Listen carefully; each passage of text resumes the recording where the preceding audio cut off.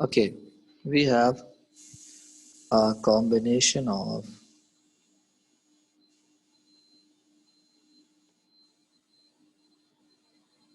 sec and tan.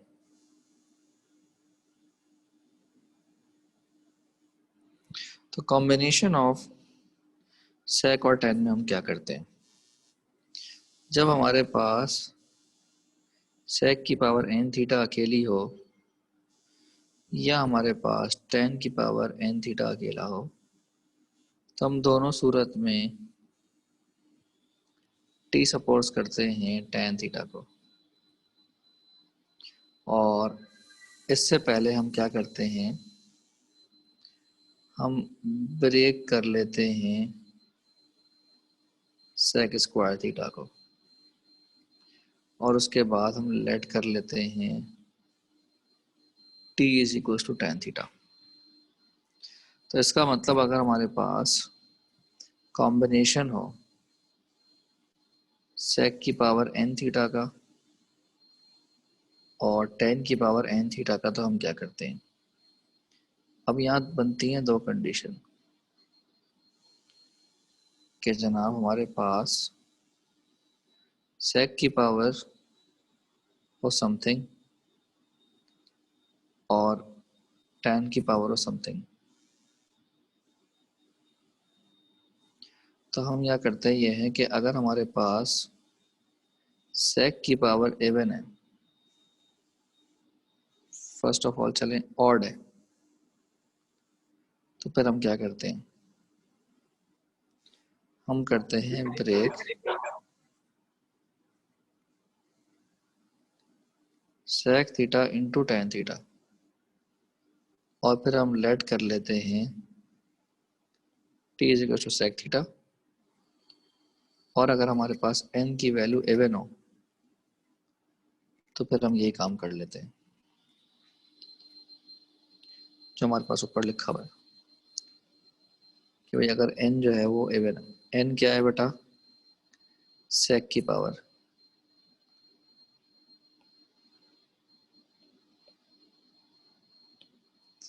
तो similar काम जो है ना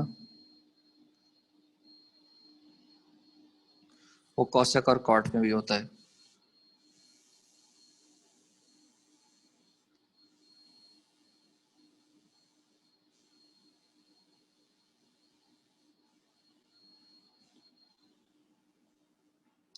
इसमें क्या होता है, इसमें ये होता है जनाब कि अगर कॉसेक की पावर अकेली है या कॉट की पावर अकेली है,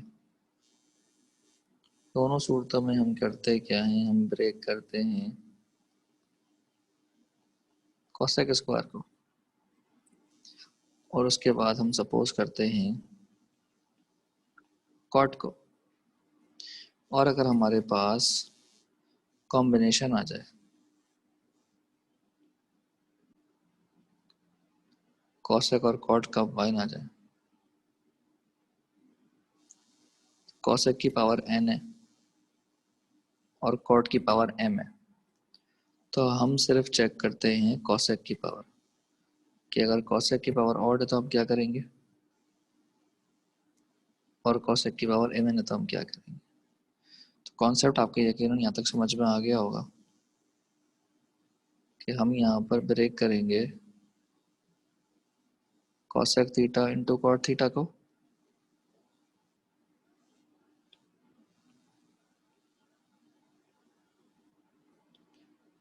और हम सपोज करेंगे कॉसेक थीटा को। यहाँ पर हम वही करेंगे जो ऊपर लिखा है।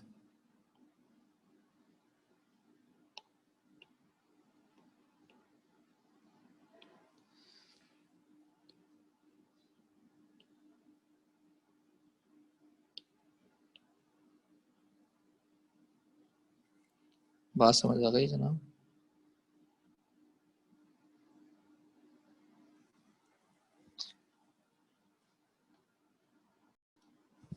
Okay, now we have a question.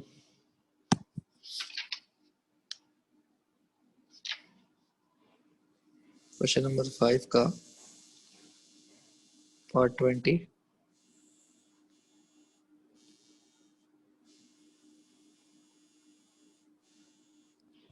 10 cube 3x into sec power 4 3x dx। तो कंडीशन देखें कौन सी वाली, sec और tan जब कंबाइन होके आते हैं ना वो वाली, और इसमें n जो है वो इवन है। जब n इवन है तो आपने ब्रेक करना है sec स्क्वायर। तो इसका मतलब मैं sec पावर 4 को ब्रेक करूंगा sec स्क्वायर में,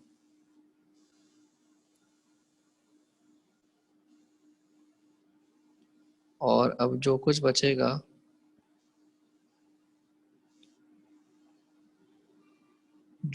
कुछ भी मुझे नहीं उससे परवाह।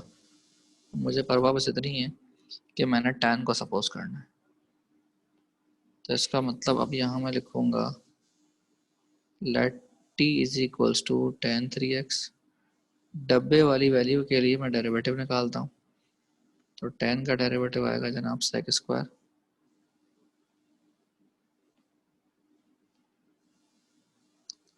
और एंगल का आएगा 3। तो डब्बे वाली वैल्यू के लिए 3 को लेफ्ट साइड पर लाके डिवाइड कराना पड़ेगा, तो डब्बे वाली वैल्यू आ जाएगी। अब मसला है इसका sec स्क्वायर का,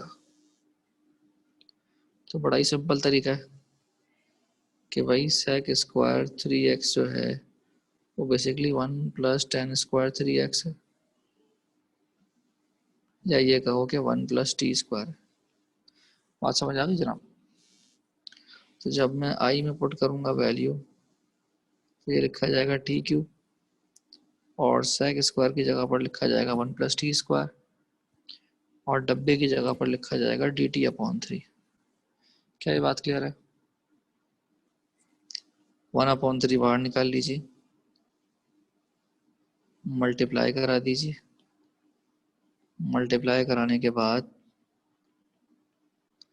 कॉमन निकाल अपना इंटीग्रेट कर दीजिए, तो ये हो जाएगा टी 4/4, और ये हो जाएगा टी 6/6 प्लस सी, और लास्ट स्टेप पे आप टी की वैल्यू सब्स्टिट्यूट कर दीजिए। टी की वैल्यू है जनाब tan 3x, तो हो जाएगा tan पावर 4 3x अपॉन 4, और ये हो जाएगा जनाब tan power 6 3x upon 6 plus C. ऐसा ही बिल्कुल एक सिमिलर सवाल है हमारे पास 23। जनाब लिखा हुआ है tan cube 2x into sec cube 2x dx। तो अब अगर आप इसमें गौर से देखें कि sec और tan के कॉम्बिनेशन में मैंने ऐड n जो कि sec की पावर है वो चेक करनी होती है, वो ऑड है। तो अगर ऐसा है तो मैं sec theta into tan theta break करता हूँ, तो इसका मतलब sec 2x into tan 2x break करूँगा, जो बच जाएगा वो लिख लूँगा। तो tan क्यूब था, अब सिर्फ tan स्क्वायर रह जाएगा, sec क्यूब था, अब सिर्फ sec स्क्वायर रह जाएगा, और dx कॉपी कर लिया। और ऐसा करने के बाद मैं sec थीटा को सपोज कर लेता हूँ। तो जनाब मैंने t सपोज कर लिया sec 2x को, और डिफ्रेंशिएट करने के बाद मैं निकालता हूँ डब्बे की वैल्यू। तो जनाब जब मैं डिफ्रेंशिएट करूँगा sec को, तो ये आएगा sec 2x into tan 2x, और एंगल का आएगा 2, क्योंकि sec थीटा का डेरिवेटिव होता है sec theta into tan theta. तो डब्बे वाली वैल्यू के लिए 2 को इधर ला के डिवाइड कराया जाए।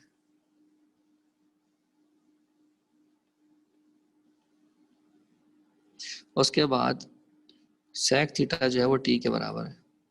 इसका क्या करें? इसके लिए हम निकालेंगे आइडेंटिटी। हमने ये कहा जनाब कि tan स्क्वायर थीटा होता है sec स्क्वायर थीटा -1।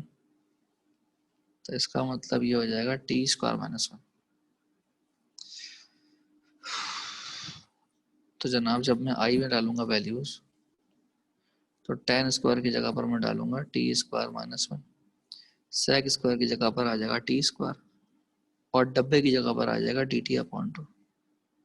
उम्मीद करता हूँ कि समझ में आ रहा होगा। ये जगह T four minus T square, क्योंकि टी स्क्वायर मल्टीप्लाई हो रहा था। अब आप इसको इंटीग्रेट कर दें तो जनाब ये आ जाएगा T power five upon five, ये आ जाएगा जनाब T Q upon three plus C, और लास्ट स्टेप पे आप टी की वैल्यू पुट कर दें जो क्या है जनाब सेक टू एक्स।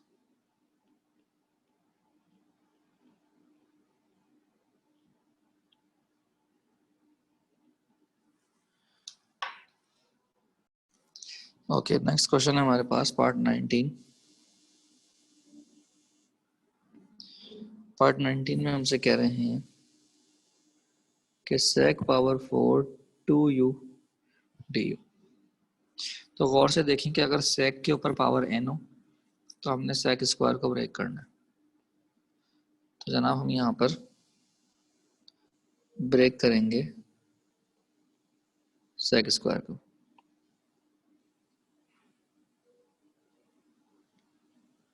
और उसके बाद हमें सपोज करना है tan को। tan तो है ही नहीं, तो हम यहाँ पर सेक स्क्वायर को कन्वर्ट करेंगे tan square theta plus one में। बात समझ आ रही? और उसके बाद फिर हम सपोज करेंगे t is equals to tan two u. डब्बे की वैल्यू निकालने के लिए हम डेरिवेटिव लेंगे, तो tan का डेरिवेटिव आएगा सेक स्क्वायर, और एंगल का आएगा टू, और डब्बे की वैल्यू निकालने के लिए टू इधर आकर डिवाइड हो जाएगा।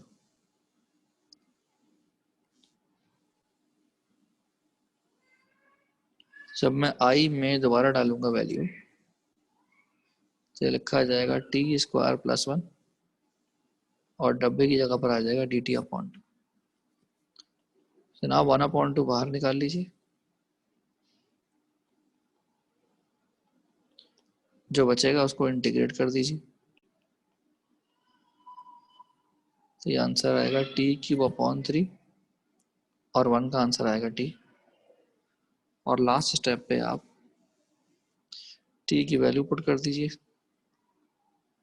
टी की वैल्यू है जनाब टेन, इस जगह ten cube two u upon three plus ten two u plus सी।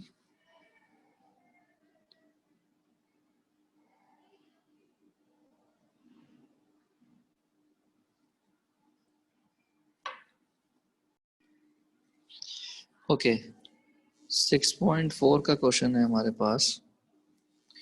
Question number 11, upper limit pi, lower limit zero है, और tan क्यूब एक्स के साथ लिखा हुआ है sec x। तो आप देखें कि sec और tan के कॉम्बिनेशन में हम sec की पावर को देखते हैं। अगर sec की पावर ऑड होती है तो हम सपोज करते हैं sec को, और उससे पहले sec थीटा tan थीटा तोड़ लेते हैं। तो अगर मैं यहाँ पर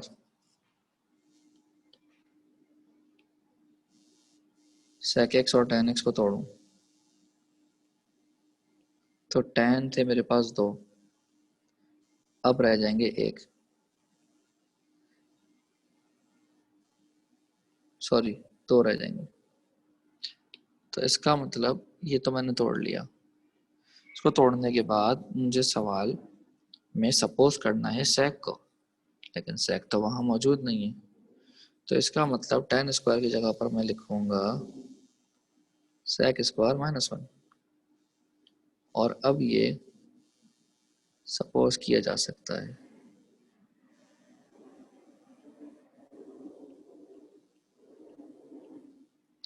तो जनाब हम आई सपोज करेंगे sec x को, ओ आई नहीं सॉरी टी,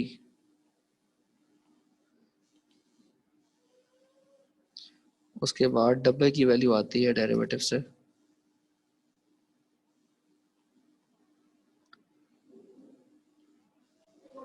यहाँ पर कहानी ख़त्म नहीं हुई क्योंकि हमें लिमिट भी कन्वर्ट करनी है।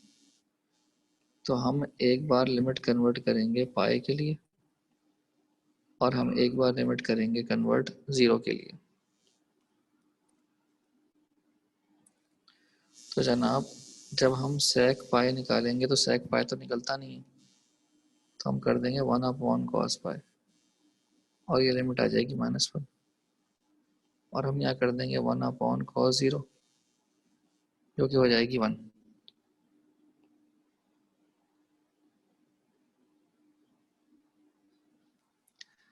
तो जनाब जब मैं आई में डालूंगा वापस वैल्यूज, तो अपर लिमिट है -1, लोअर लिमिट है 1।